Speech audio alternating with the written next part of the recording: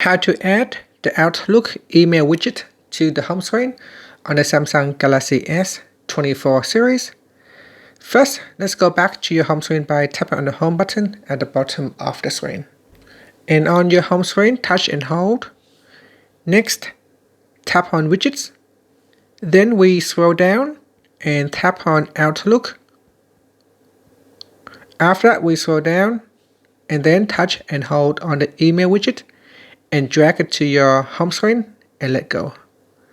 In here, select your mailbox. So here I can select idjungles@outlook.com, or you can select all accounts and it will combine all the different accounts into one widget.